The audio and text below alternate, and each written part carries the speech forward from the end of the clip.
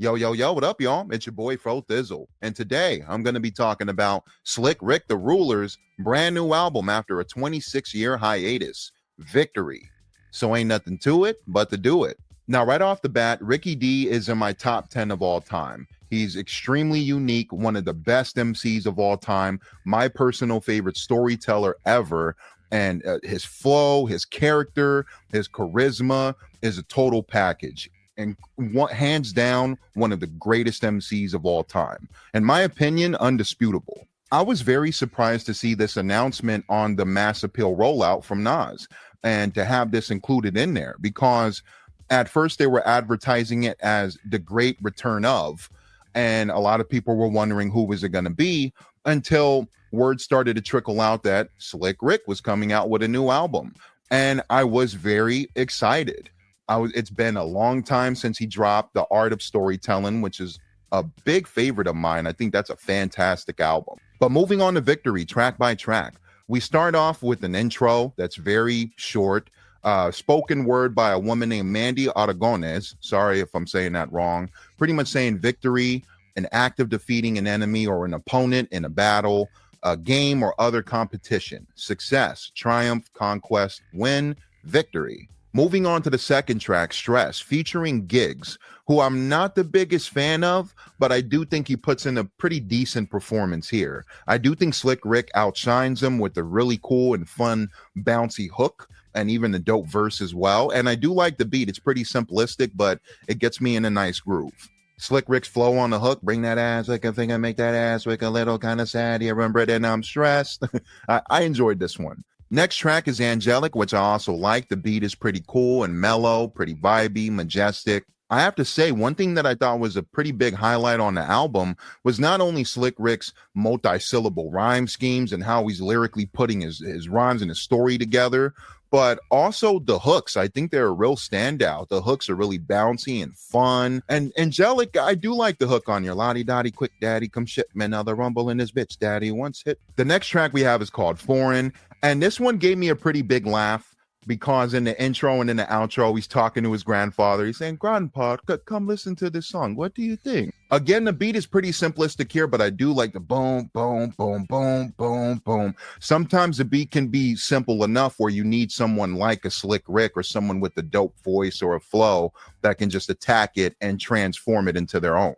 And another thing I want to mention, it's really cool that Slick Rick is producing nearly every single song on here. And I am aware that he produced songs such as Children's Story and a lot of classics that he came from, but it's also really neat to see someone like a Slick Rick, especially at his age, pulling double duty on the rhymes and the beats. Next one we have is I Did That, which is a really quick interlude, and it's him flexing and saying, I did that. I flipped being blind into a luxury brand.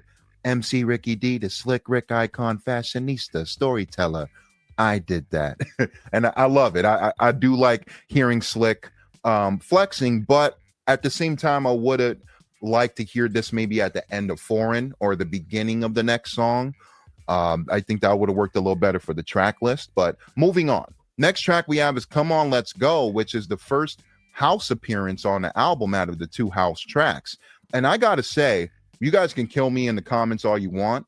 I really enjoyed this track. I really thought Slick Rick shined over this. I thought he bodied it. Sticking the bick, sticking the chick, sticking the kid, like the way he's just flowing over it, the way he was able to transform it into his own. And this isn't the first time that Slick Rick has done house. I've seen a couple reviews where they're like, oh, what is he doing with house?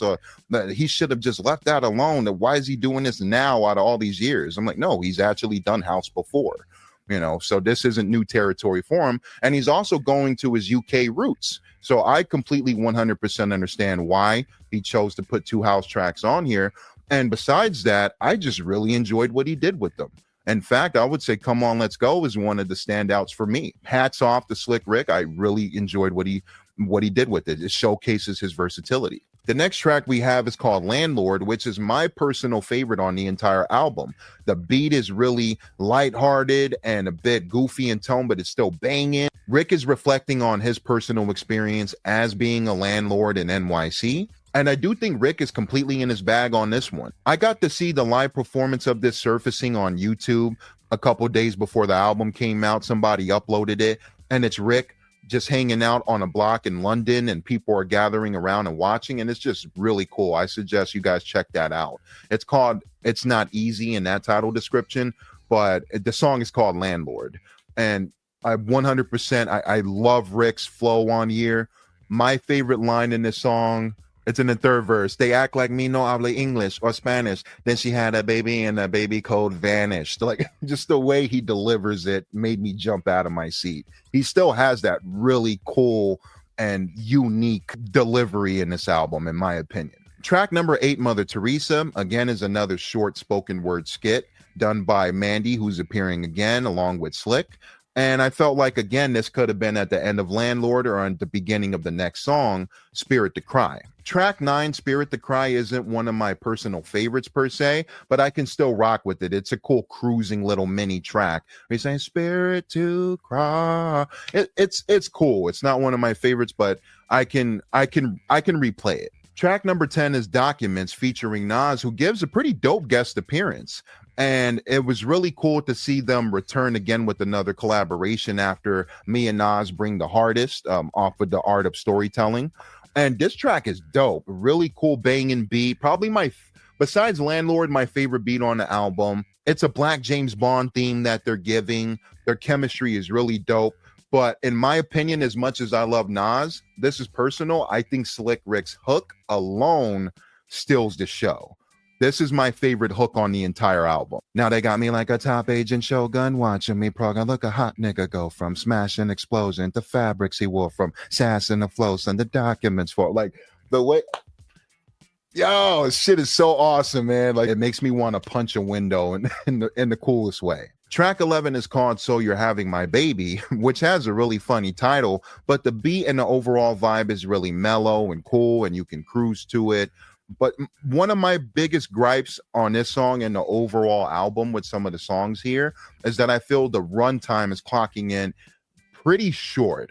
I do wish that Slick gave us a bit more 2 verses, maybe even 1 or 2 3-verse tracks, because a lot of these tracks here are 1 verse format, minus Landlord and for example. But that's my biggest gripe with the album. And same thing with here. I would have liked to hear a second verse on So You're Having My Baby. Track 12 is our second house song on the album, 'Cause I'm Here. And again, call me crazy, but I really enjoyed this one. I think Slick Rick slid all over this one as well. I do like Come On, Let's Go a tad bit more than 'Cause I'm Here. But I still enjoyed how he's spitting on here and how he's not letting up. He's still showcasing lyrical skills on this one if you're really paying attention. Number 13 is a very tiny skit called Matrix, which did give me a laugh, but I felt it was a bit filler. Being a standalone on a track list, it could have easily been at the end of track 12, and I would have had no problem with it. I would have even probably had a bigger laugh. But for this to be a standalone, I think was a little bit weird. Track 14, We're Not Losing, is another standout for me on the album, one of my favorites. The beat is banging to me. I love how gutter it is. The drums are smacking. I do love Slick Rick's hook here as well. We're not losing, get moving. Lost morale of white youth, leave a footprint. Ass. The humanized man is supposed to be part of your uncivilized planet. It's giving me the screw face while I'm listening in the best way. And we end the album with track 15, Another Great Adventure, which is co-produced by none other than Q-Tip. And I really love this one. I think it's a really cool closer. Again, I wish that we could have had another verse or 2 on here, maybe just a second verse, just to give us a little bit more for a closer. But the beat, I really love.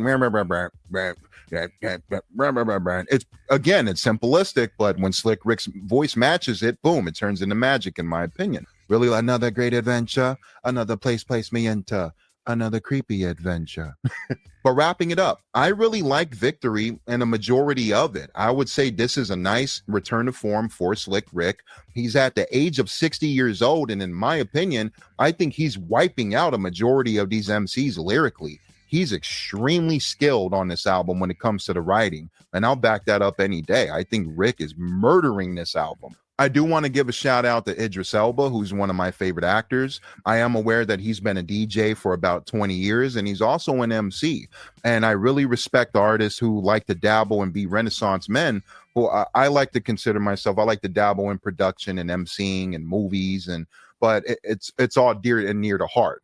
So Idris Elba, hats off. I really enjoyed his involvement in this album. Damn near 2 thumbs up for Victory. Just damn near. I'm going to give Victory overall about a strong 8 out of 10. And that's it, y'all. It's your boy Fro. What did you think about this album? Did you love it like I did? Did you hate it? Were you disappointed? I know a lot of people's nitpicks with the album is the production, and I do feel like it could have been a tad bit better with some of the selections on the album, but I really admire Slick Rick for giving us the production side and for making the beats. You know, that's really admirable, and I have a tremendous respect for MCs that are also producers. And that's it, y'all. It's your boy Fro. Thank you guys for watching. I hope you guys enjoyed the video. Sorry if I sound a bit long-winded sometimes. I'm doing this off the cuff, off my brain. But that's it, y'all. Thank you guys. Like and subscribe, all that jazz. Leave a comment. It's really appreciated for the channel. And I'm out. Subscribe to my Patreon in my description box, all that jazz. Thank you. Fro. Slick Rick, Ricky D.